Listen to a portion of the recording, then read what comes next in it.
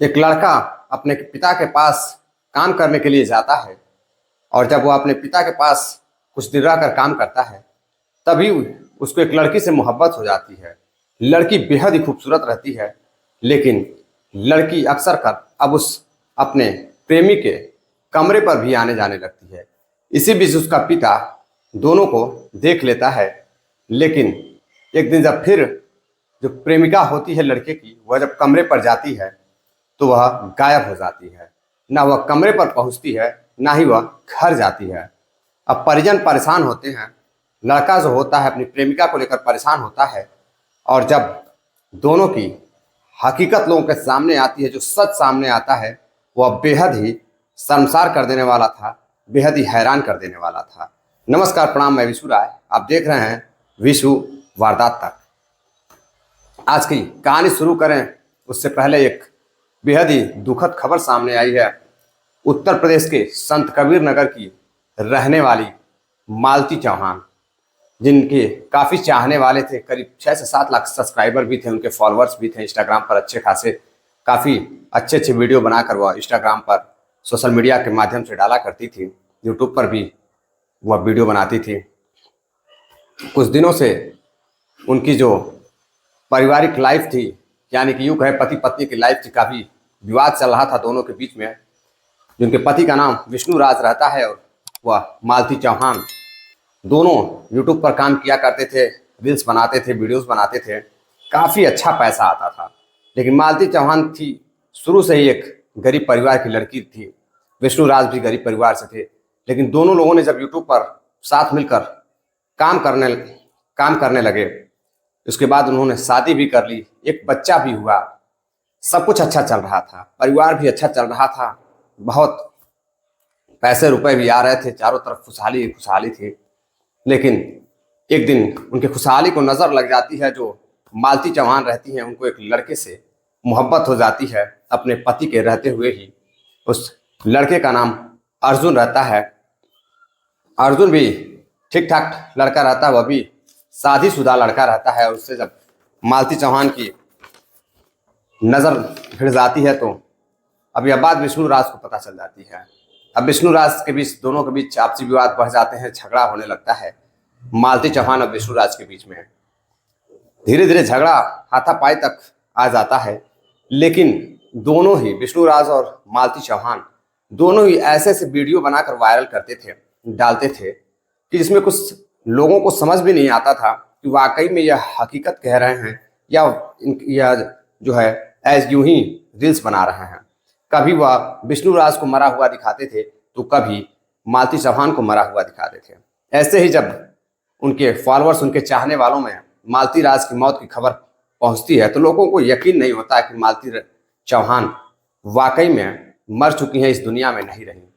क्योंकि जो उनके वीडियो थे, अक्सर कर व्यूज़ के लिए, अपने फॉलोअर्स के लिए, प्यार सपोर्ट के लिए, वो अक्सर करके ऐसी वीडियो बनाते रहते थे जिससे लोगों को यकीन नहीं हुआ। लोगों को लगा कि वाकई में बस यूं ही एक मजाक होगा।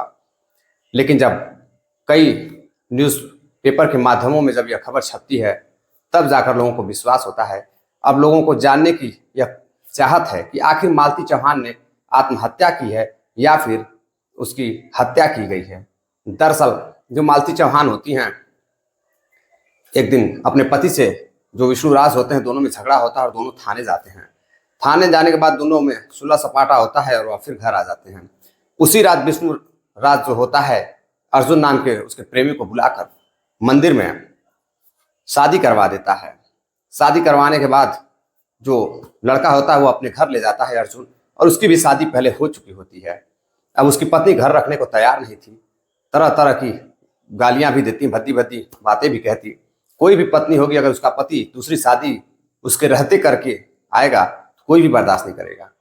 अब फिर से मालती अपने घर जाती है। घर जाने के बाद जो विष्णु राज होता है, फिर से दोनों में बातचीत होती है। और वो अपनी मालती एक दिन पहले, यानी कि कल की यह घटना है, उससे एक दिन पहले मालती को लेकर अपने घर आता है। और मालती जब सुबह होती है तो मालती फांसी के फंदे पर लटकी होती हैं। कुछ लोगों के अनुसार यह आत्महत्या है, और मालती ने उसके पहले, एक दिन पहले वीडियो बनाया था कि अगर उनके साथ कुछ भी ऐसी घटनाएं होती हैं तो इसका जिम्मेदार विष्णु राज होगा। अब देखना यह है कि पोस्टमार्टम रिपोर्ट में क्या खुलासा होता है, पुलिस क्या खुलासा करती है। खैर, आते हैं आज की कहानी पर। आज की जो कहानी मैं आपको सुनाने वाला हूँ, यह कहानी, यह सच्ची घटना उत्तर प्रदेश के कानपुर में एक जगह पड़ती है चकेरी। चकेरी की मैं दूसरी घटना सुनाने जा रहा हूँ। एक बार ऐसी ही एक घटना थी। एक परिवार रहता है, कमलेश का परिवार। कमलेश के परिवार में कमलेश, उनकी पत्नी और उनका एक बेटा रहता है। कमलेश चकेरी में ही काम काज किया करते थे और जो उनका बेटा रहता है वह गांव में काम करता था। वह मिस्त्री का काम करता था, मकान बनाने का काम करता था। अब एक दिन जो कमलेश होते हैं अपने बेटे को लेकर अब शहर चले जाते हैं। वह शहर में काम करने लगते हैं, कानपुर शहर में काम करने लगते हैं।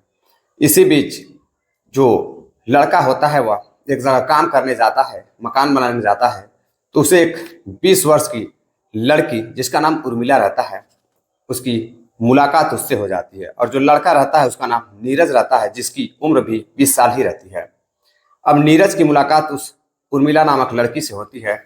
दोनों में बातचीत होती है। जो नीरज होता है वह भी हैंडसम लड़का रहता है और जो लड़की रहती है वह भी बहुत ही खूबसूरत रहती है। अब उर्मिला और नीरज एक दूसरे से बातचीत करने लगते हैं।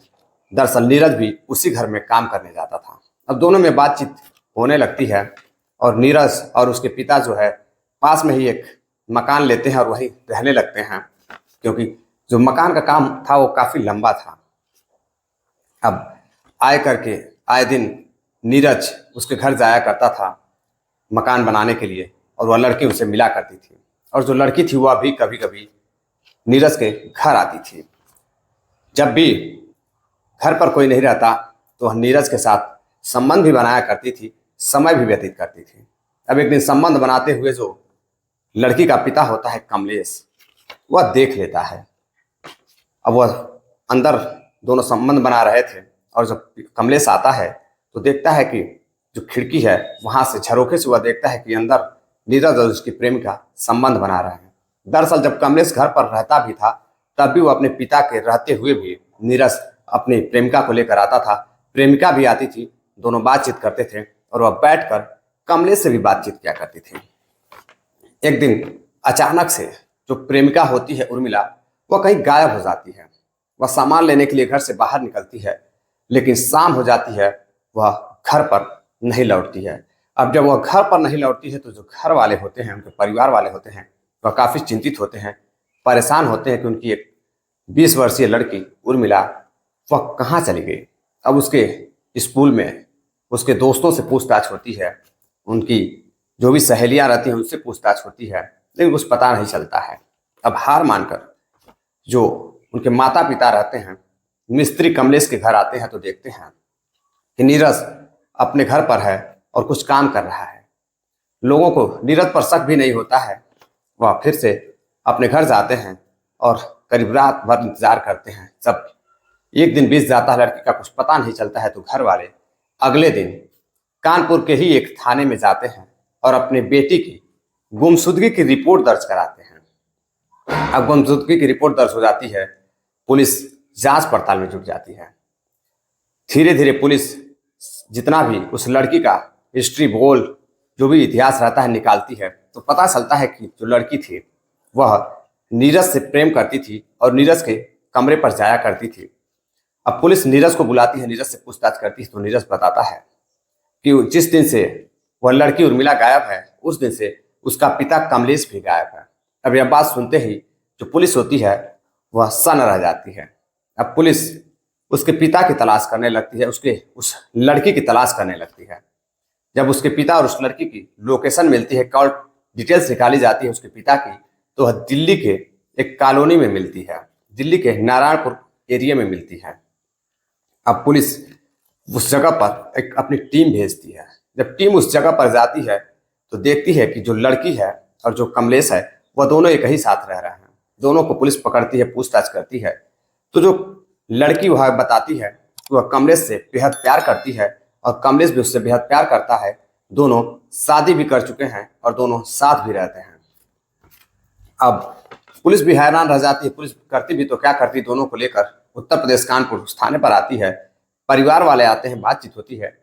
दरअसल जो कमलेश रहता है वो अभी एक 20 वर्षीय लड़के का पिता रहता है। उसकी उम्र 40 साल रहती है और लड़की की उम्र भी 20 साल रहती है। दोनों ही बालिग रहते हैं। दोनों एक दूसरे से शादी भी कर चुके थे मंदिर में, और शादी सरकारी स्तर पर यानी कि कोर्ट मैरिज भी करना चाहते थे। पुलिस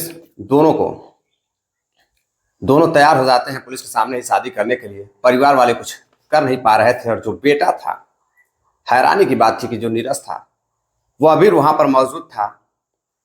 जब पुलिस पिता से कुछ पूछती तो वह पिता की तरफ देखता, और जब उसकी प्रेमिका यानी कि नीरज की जो प्रेमिका थी, जिस प्रेमिका को उसके पिता ने ही भगाकर शादी कर ली, यानी कि अब उस नीरज की जो प्रेमिका अब उसकी माँ बन चुकी है, अब उसकी तरफ वह देखता। वह बेचारा नीरज परेशान रहता, उसको समझ में नहीं आता कि आखिर वह करे तो करे क्या करे, वह किसकी तरफ से बोले और किसकी तरफ से सुने। नीरज बेहद ही हैरान रहता है, और जो कमलेश रहता है वो अपनी लड़की के साथ, मतलब अपनी बेटे की प्रेमिका के साथ, यानी कि अब नई कमलेश की प्रेमिका, नई कमलेश की पत्नी और नीरज की नई माँ के साथ रहने लगता है।